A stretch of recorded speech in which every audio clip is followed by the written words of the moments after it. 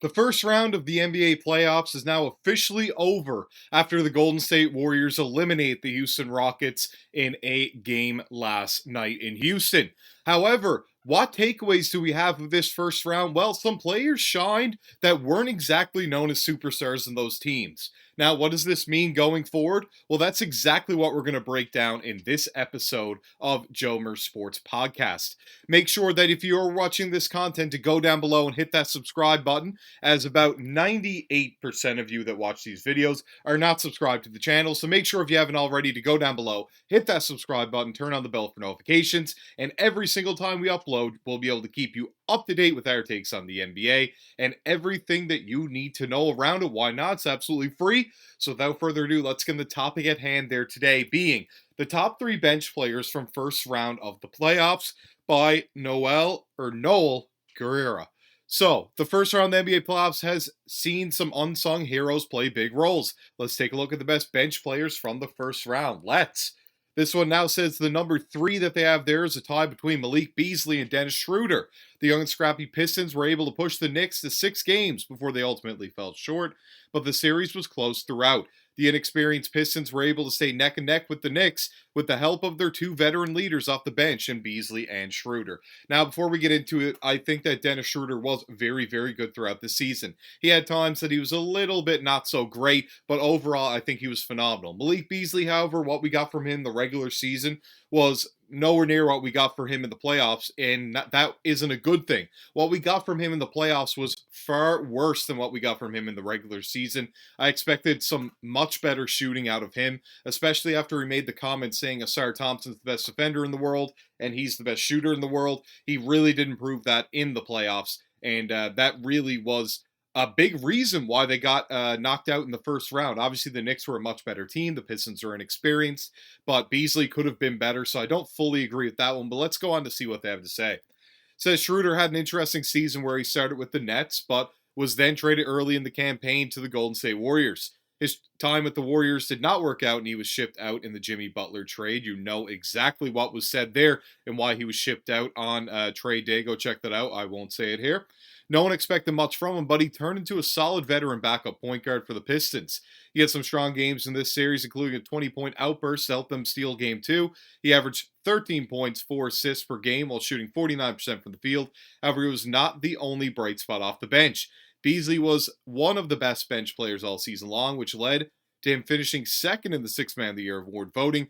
He was lethal from three throughout the regular season, and that translates to the postseason as well. Beasley led the series in threes made with 20, including 2 games of 6 threes made. So, yeah, I mean, it was a lot of threes made, but overall, it was pretty inconsistent, and it was a slow start for Malik Beasley. He wasn't exactly what we expected him to be from the jump. It took him a little bit of time to get around, and because of that, it did hurt them early on in that series. That's all I want to say. He was still great. He's still second in Sixth Man of the Year voting. I'm not saying Malik Beasley is a bad player, but I just expected more out of him, probably because I think he's such a good player in that first round.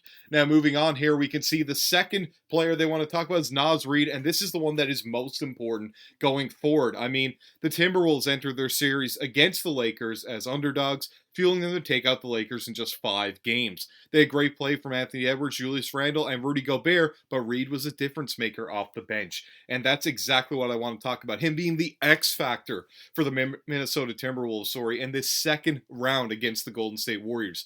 I think he can make all the difference in the world for them, and that's going to be absolutely huge for them going forward. If they want to win this series, I think they need to get the ball in Naz's hands down the stretch for sure.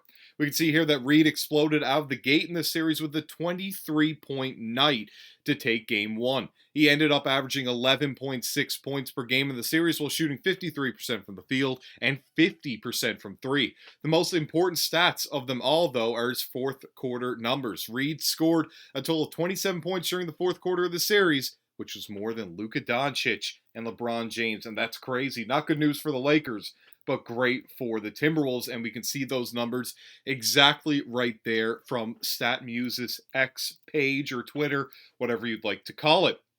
Now, who is this last And most important bench piece, well, oddly enough, this is someone that's no longer in the playoffs, but could help his case going into next season, where he's not the youngest guy around, and that's Nicholas Batum. One of the best series in the first round was the Los Angeles Clippers versus Nuggets. This was posted the day before Game 7, so I'll be changing a little bit here. So far, it's the only series to go 7 games, but obviously we had the Rockets and Warriors once again. And it's been fun to see the likes of Nikola Jokic and Kawhi Leonard battle it out. However, in a tight series such as this, you need role players to step up and be unsung heroes. The Clippers have had that in Batum. Batum's numbers aren't sensational by any means, but he has been a difference maker. His shooting has been a bonus for the Clippers, as he's only made threes throughout the 6 games thus far, while shooting 40%. So great shooting there. Obviously, they just want him threes and dunks. That's what they really look for out there. For sure, the Clippers, if you're not going to be James Harden, Zubac finishing around the rim, of course, and then Kawhi Leonard. That's really their quote-unquote big 3 that they look to go to.